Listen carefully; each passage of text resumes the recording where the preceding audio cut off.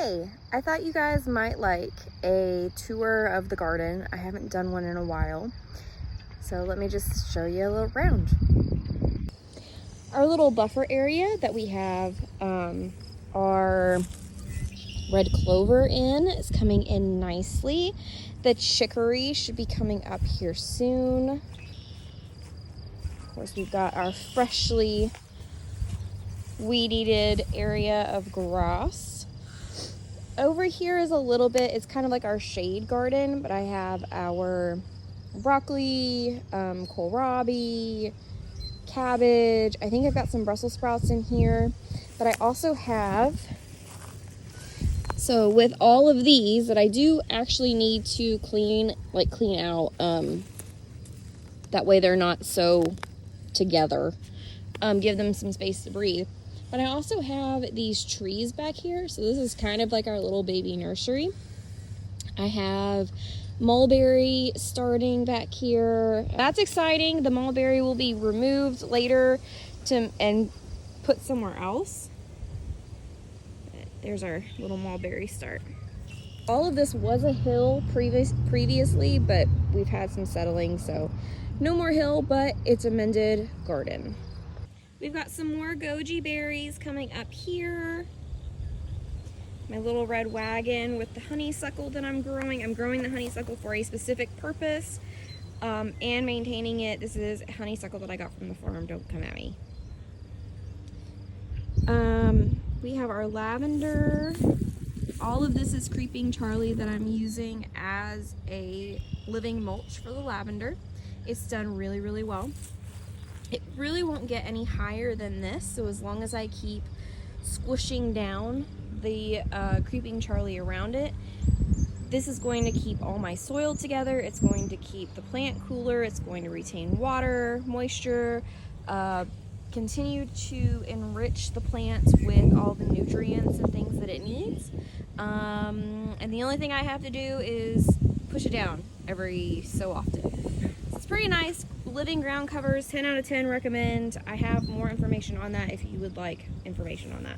All right, so this is my pride and joy. If you notice this little plant growing next to the onion that I planted earlier this year, that's a marigold.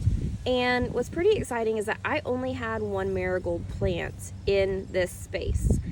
But if you can see, I have marigolds everywhere. Marigolds are great for pests in the garden, like keeping pests away. They smell great. You can use them for folk healing. Just really good stuff. And I have a whole bunch of it for free right here. All of my marigold plants that I had last year self-sowed.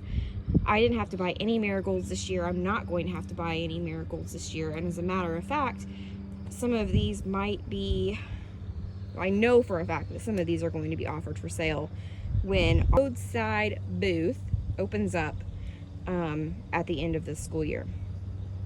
So that's pretty exciting. This makes me really happy. So another thing that's made me really happy is the fact that my gardening techniques right now has been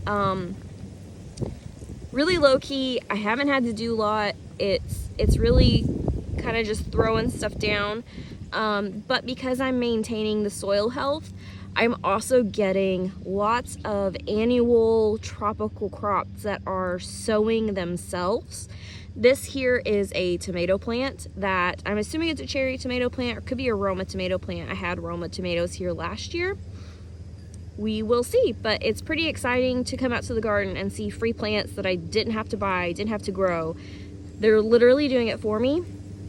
And this plant's going to be marked for seed saving.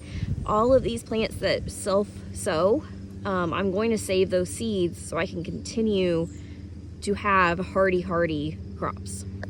My cover crop of clover, white clover, coming in great. All I'm having to do is come in, weed eat it when it gets a little too high, but it's really spongy. It's maintaining the moisture.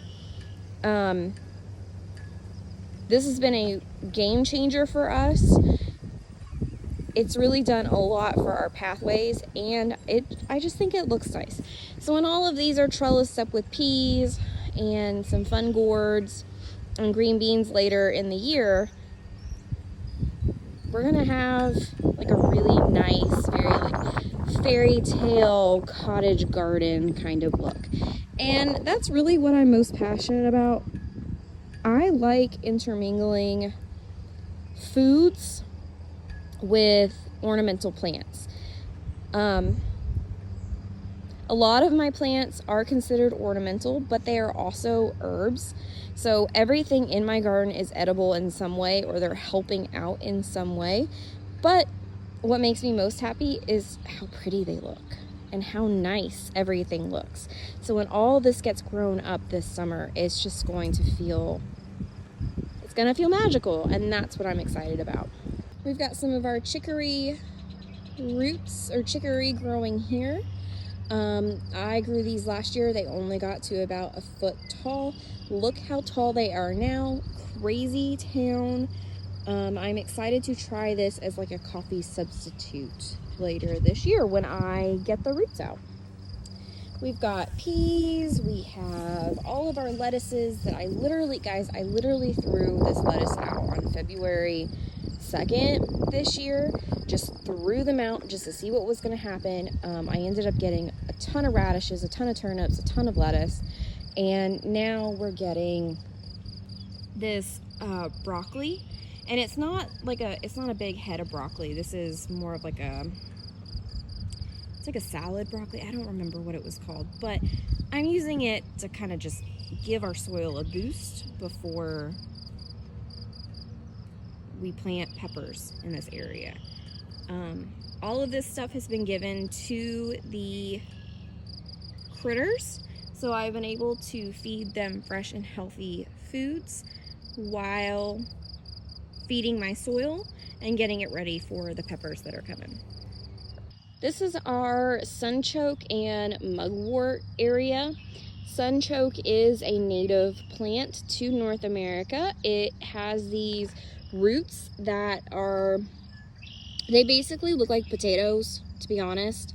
They're very small potatoes, but that's essentially what they are. In like shape and everything. You can eat them like a potato. It is a food, but these grow up pretty tall. They got well past me last year, and I'm 5 foot, so I think it was maybe 6 feet. And they have these really beautiful yellow blooms. They are like a native sunflower. So if you're not gonna dig these up to eat the roots, like if that's not your jam, totally fine. These make a wonderful perennial sunflower. You're never going to have to plant these again. You put the roots in the ground, they come up every year. Matter of fact, I ripped what I thought was all the roots out last fall, and this is everything that I'm getting from like teeny tiny pieces of roots last fall. I raised this area to the ground. Well, I took a bunch of stuff out and redid the soil and that kind of stuff. So pretty hardy, native, great for our bees, great for our pollinators, and super easy to take care of. I have these in my Etsy shop right now. All right, this is what I'm most excited about so far this year. I just love how this has turned out. But this is Mugwort Alley. It's right next to the sunchokes. There's some sunchokes in the mugwort right there. But I planted the mugwort specifically next to the strawberries and with the sage here because I wanted to utilize the herbs not only for their like great pollinator stuff, but to also keep out any kind of pests or just any kind of animal or critter or something like a bug that I don't want eating my strawberries. And I don't know if you guys can see this, but so far we have had a pretty successful strawberry year. This is an ever-bearing plant. This is the first year that I've gotten strawberries off of it, which is pretty exciting. This is our second year, so we'll see. Hopefully next year we have an even better yield. That would be really exciting. All right, so all of this is winter wheat. I have winter wheat in various areas of the garden. You've probably seen them in this video as I've been walking around. But I planted winter wheat last November as a cover crop. I wanted to be able to put nitrogen and good stuff back in the soil because I did use this last year for like heavy feeders.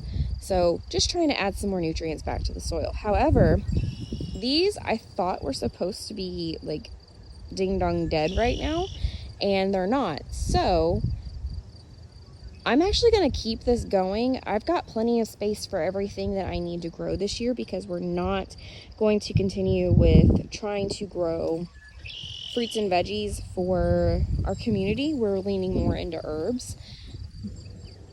So I'm going to let this go and let it do its thing. And then hopefully in the fall we will have wheat berries and be able to make our own wheat products from the homestead. So that would be really cool. Pretty excited about that. Hoping the cats and the dogs will leave me some so we can actually enjoy it. And just the last view of the other side of the garden. I really like gardening this way. I feel like it's functional as well as beautiful. I have room for everything. Spacing guidelines don't really count for home gardens. And honestly, I kind of just do whatever I want, and I've had great success with it. So there's that. I will show you more when we get some more growth and whenever I decide to do something with this box here.